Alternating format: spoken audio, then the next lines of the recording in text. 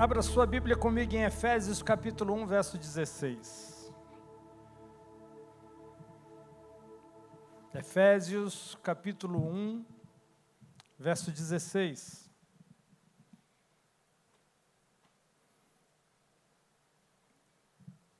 O texto diz o seguinte: não deixo de dar graças por vocês, mencionando-os em minhas orações. Peço que o Deus de nosso Senhor Jesus Cristo, o glorioso Pai, lhes dê espírito de sabedoria e de revelação no pleno conhecimento dEle. Oro também para que os olhos do coração de vocês sejam iluminados, a fim de que vocês conheçam a esperança para a qual Ele os chamou, as riquezas da gloriosa herança dEle nos santos. O segredo está em conhecer a Cristo. O segredo está em conhecer e prosseguir em conhecer a Jesus Cristo. A medida de graça aumenta quando nós conhecemos Jesus. O texto está dizendo que ele ora pelo espírito de sabedoria e revelação no conhecimento de Jesus, para que eles possam conhecer a Jesus. E olha, você pode ter certeza, durante a sua vida inteira, você não será capaz de conhecer tudo o que Ele é, e tudo o que Ele significa, e tudo que Ele conquistou na cruz do Calvário para mim e para você. Conhecer a Cristo não é um esforço que eu faço, não é um estudo, não é um empenho, não é algo que está na força do meu braço. Até conhecer a Jesus, eu preciso que o Espírito de Cristo me revele.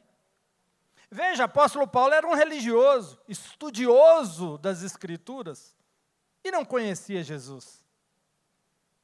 Até que ele cai do cavalo. Ele encontra Jesus e cai do cavalo. Todo religioso que encontra Jesus cai do cavalo e fica cego. A cegueira dele é exposta. E a partir daí esse religioso tem duas opções: permanecer com sua cabeça dura, seu orgulho, seu ego, seu achismo, seu raciocínio humano limitado, sua visão míope, ou se abre para a revelação.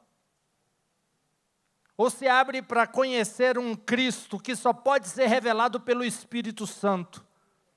A capacidade humana não tem como acessar os tesouros que existem em Jesus. Por isso que muitas pessoas leem as Escrituras, mas sem a revelação do Espírito Santo, eles param na letra, eles param na superfície, eles não conseguem mergulhar fundo. E o texto está falando que nós precisamos conhecer Jesus, porque isso vai nos levar a um mergulho mais fundo no seu favor e na sua graça. E conhecê-lo através da revelação do Espírito.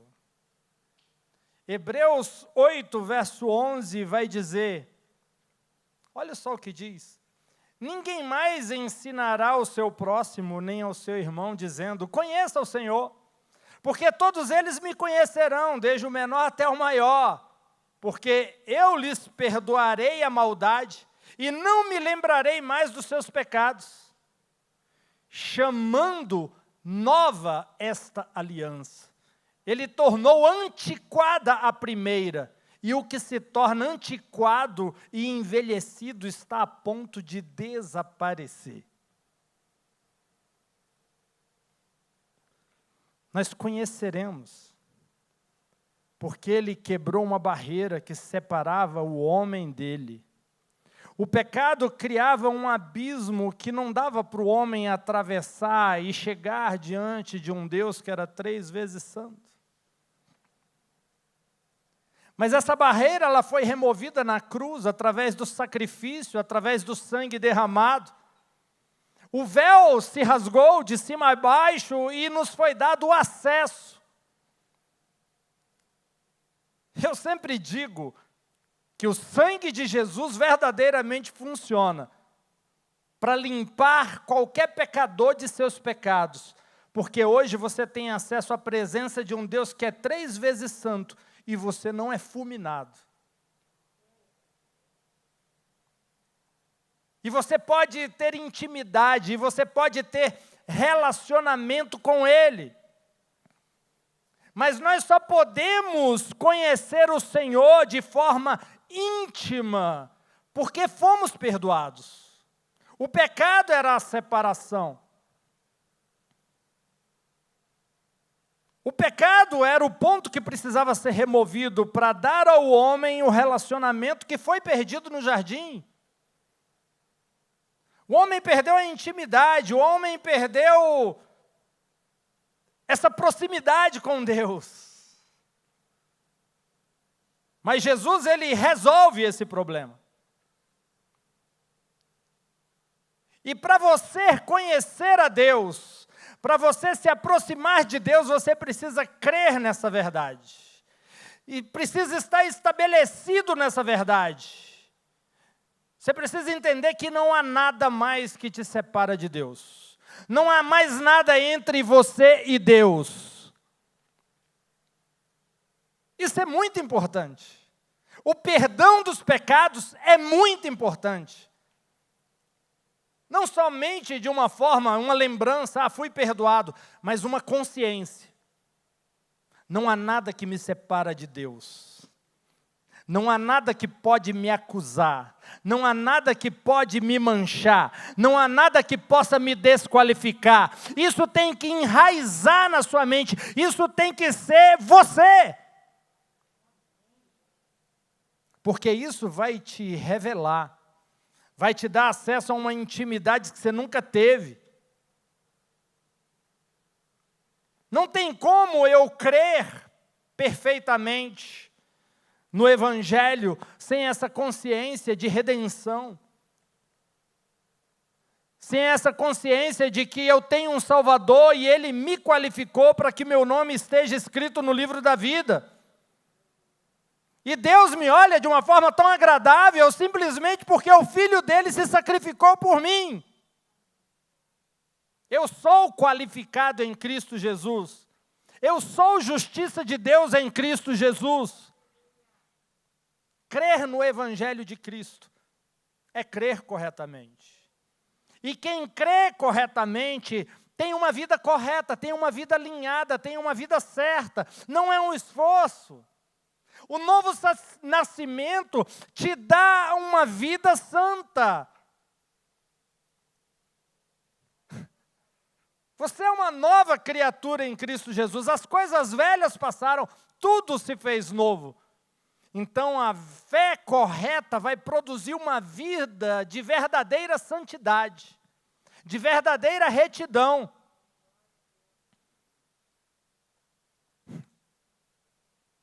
Hebreus 8, verso 10 vai dizer: esta é a aliança que farei com a comunidade de Israel depois daqueles dias, declara o Senhor.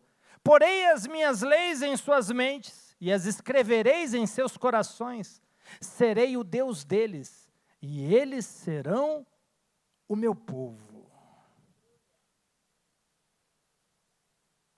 Veja, esse texto aqui, ele afirma que Deus está firmando uma aliança. Que Deus vai colocar as leis em nossas mentes. Que Deus vai escrever os seus mandamentos em nossos corações. Que Ele vai ser o nosso Deus, e nós seremos o seu povo. Veja, do início até o final desse texto é só Deus fazendo, nós não fizemos nada aqui. Ele está falando, você será, eu vou fazer, eu vou colocar, eu... E nós estamos recebendo isso.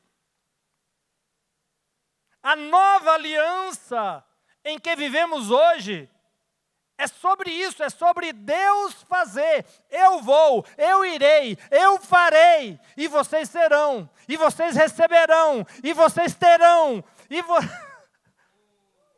Meu querido, isso é herança. Um filho, para herdar algo do pai, basta nascer, ele não se esforça para ser herdeiro. Ou tem algum esforço? Não, eu tenho que me esforçar para ser herdeiro do meu pai. Não, no momento em que você nasce, você se torna herdeiro dele. No momento em que você aceitou Jesus como Senhor e Salvador da sua vida, Ele te deu o poder de ser feito filho de Deus. Você nasceu de novo, seu nome foi escrito no livro da vida e você se tornou herdeiro de Deus e co-herdeiro com Cristo, simplesmente porque você nasceu de novo. A nova aliança é sobre Deus fazendo e nos abençoando por causa da obra consumada de Jesus. Não se trata de você conquistar a bênção, não se trata de você merecer as bênçãos, não se trata de você se tornar bonzinho, bonitinho, cheirosinho, não tem que ficar todo certinho para Deus.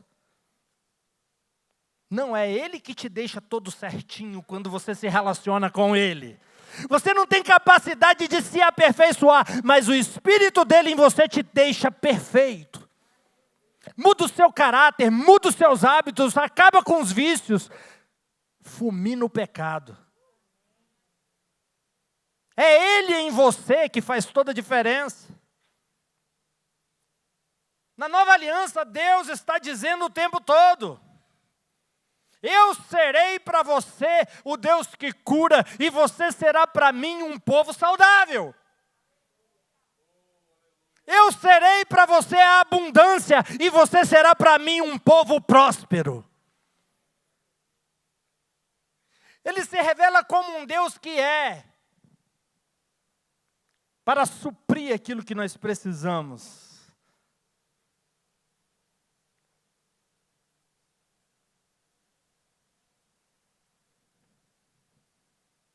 Isaías 24, 23 diz: a lua ficará humilhada e o sol envergonhado, pois o Senhor dos exércitos reinará no monte Sião e em Jerusalém, glorioso na presença dos seus líderes.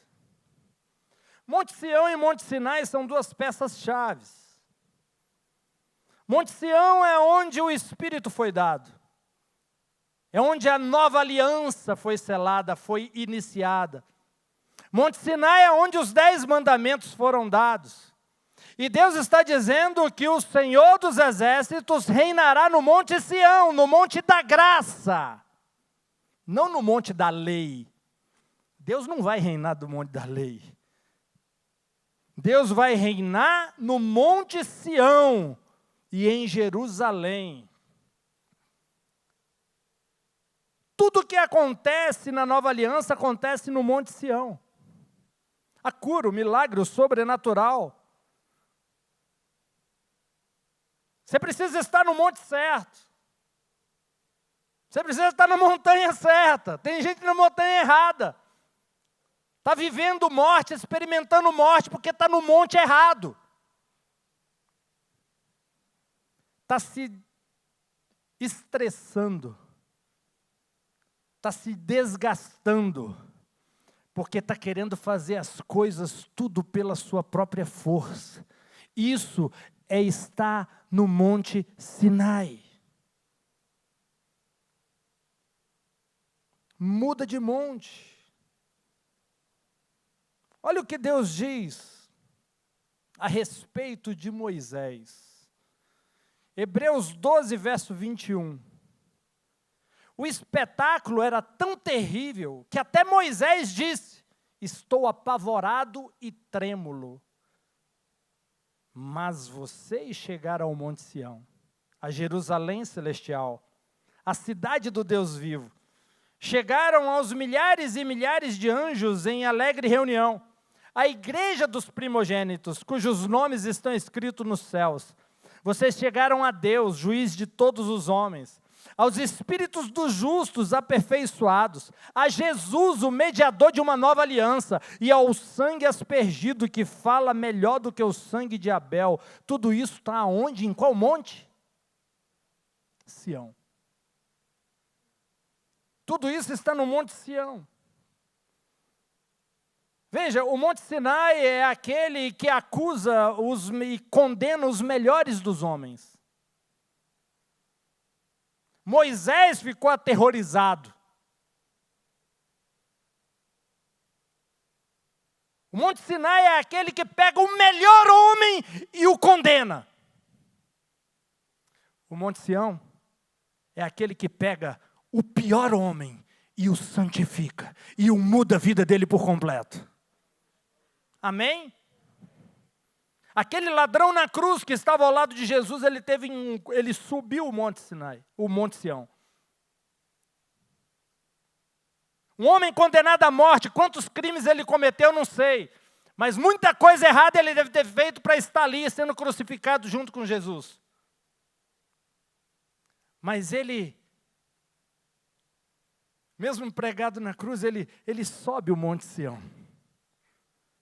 E ele tem um encontro com Jesus, o mediador de uma nova aliança. Por isso Jesus vira para ele e fala: hoje mesmo estarás comigo no paraíso. Se fosse no Monte Sinai, ele estava sendo condenado. Vamos ver os seus erros aqui, vamos pontuar cada pecado que você teve. Não matarás, você matou. Não roubarás, você roubou. Não adulterarás, você adulterou. Ia colocar uma tonelada de peso nas costas daquele homem. A graça não é sobre o que devemos fazer para alcançar Deus, é o que Ele fez para nos alcançar. Religião é o caminho que o homem criou para chegar até Deus. Jesus é o caminho que Deus criou para chegar até os homens. O que eu estou anunciando para vocês aqui não é religião, não tem nada a ver com religiosidade. Eu estou te mostrando a graça, eu estou te mostrando Cristo, aquele que pode mudar a sua vida por completo. O plano de Deus para alcançar o homem. Mas as pessoas acham que a graça torna as pessoas preguiçosas. Mas é o contrário, a verdade da graça nos fará receber e ser um canal de suprimento. É aí que começa o trabalho. Porque nós vamos permitir que Deus opere em nós o querer e o realizar. Veja, Deus operando em você o querer e o realizar é só na graça, é só na nova aliança. Na lei você vai ter que querer sozinho e você vai ter que realizar sozinho. E não falhe, não erre nenhum ponto. Mas quando o Espírito de Deus age em você, Ele opera em você o querer, Ele coloca em você o desejo, Ele coloca em você o sonho, mas Ele também te dá a capacidade, o poder, a autoridade para realizar.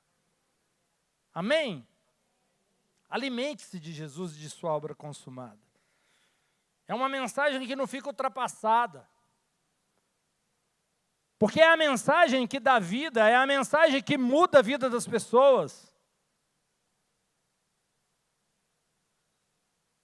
Mateus 15, verso 29 diz: Jesus saiu dali e foi para a beira do mar da Galileia, depois subiu a um monte e se assentou. Uma grande multidão dirigiu-se a ele, levando-lhe os mancos, os aleijados, os cegos, os mudos e muitos outros, e os colocaram aos seus pés e ele os curou. Jesus curava todo mundo que chegava a ele. O pecado não era um obstáculo. O braço do homem era um obstáculo.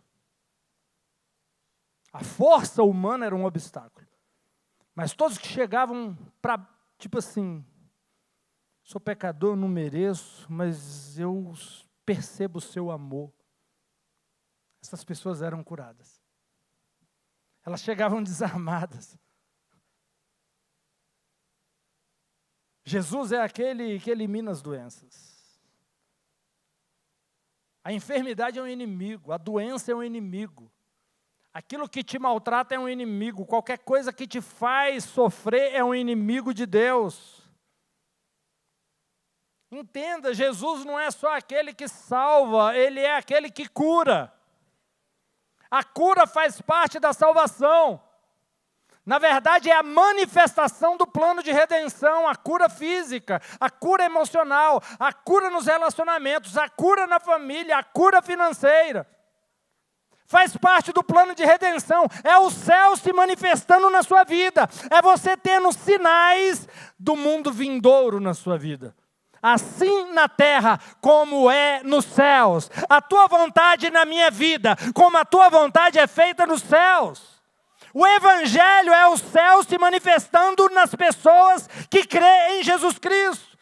E elas começam a experimentar algo que uma pessoa comum não experimenta. Elas começam a viver algo que uma pessoa comum não vive. E tudo isso é conhecendo a Cristo. É mergulhando no conhecimento de Cristo. A graça sempre vem em primeiro lugar. Olha só o que diz o texto aqui. Hebreus 12, verso 27. Agora isto, ainda mais uma vez, indica a remoção daquelas coisas que estão sendo abaladas, como das coisas que são feitas, para que as coisas que não podem ser abaladas permaneçam. Portanto, visto que estamos recebendo um reino que não pode ser abalado, tenhamos a graça pela qual podemos servir a Deus de maneira aceitável, com reverência e temor. Ei, tenhamos a graça para poder servir a Deus de maneira aceitável. É isso que o texto está dizendo. Sem a graça, eu não tenho capacidade de servir a Deus de forma aceitável.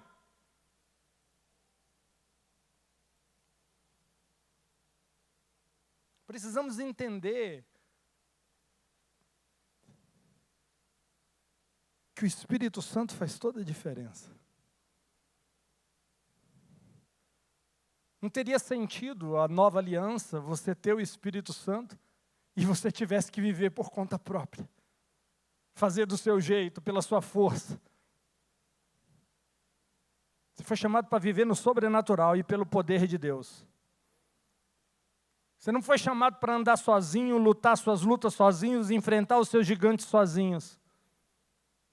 E veja, a graça vem em primeiro lugar. Depois você vai poder servir a Deus de maneira aceitável.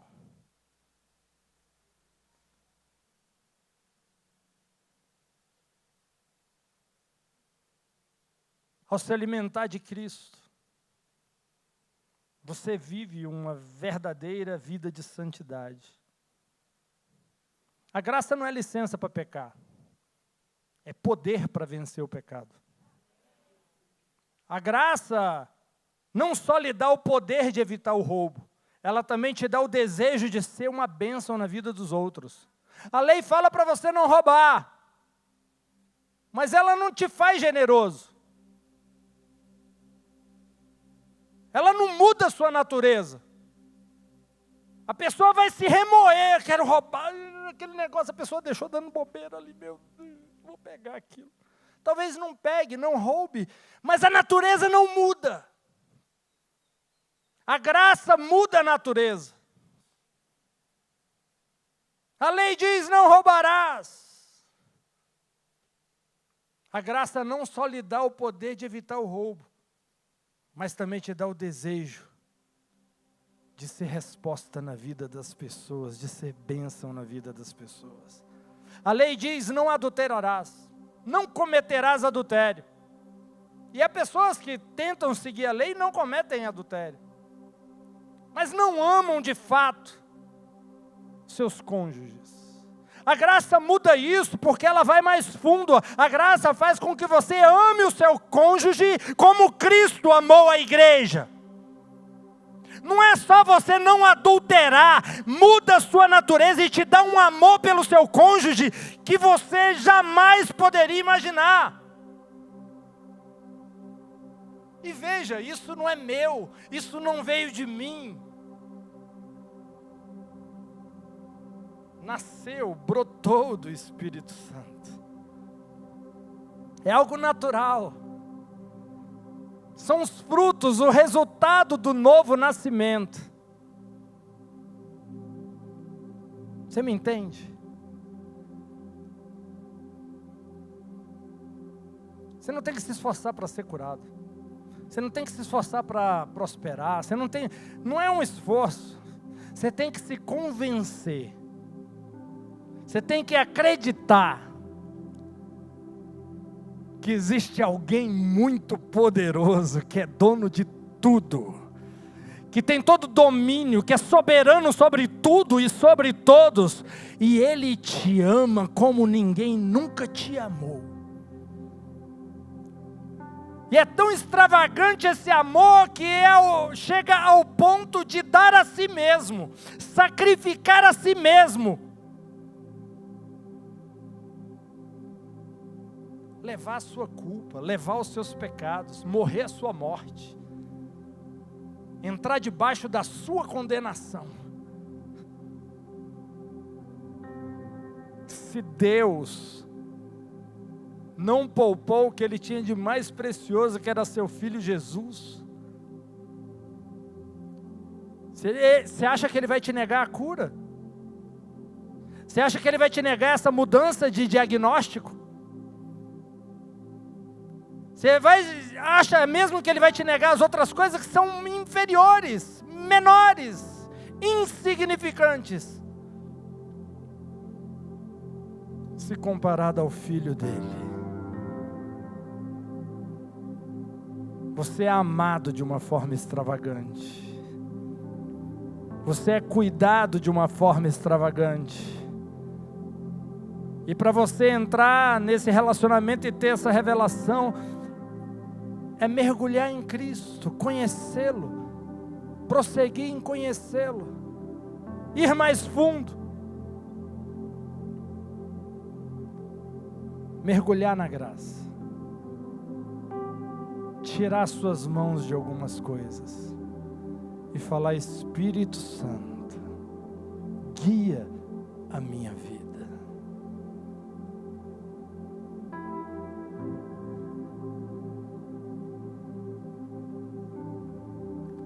Muitas pessoas aceitam Jesus como Senhor e Salvador da sua vida, em algum momento da vida. Eu fiz isso em um momento da minha vida. Mas só depois de muitos anos eu entendi que eu tinha que dar a minha vida para Ele, a direção, o controle.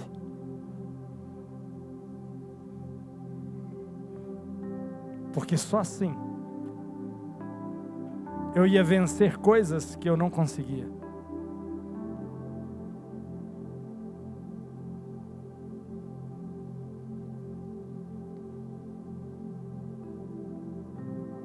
Você é mais do que vencedor nele. Nele, por intermédio dele.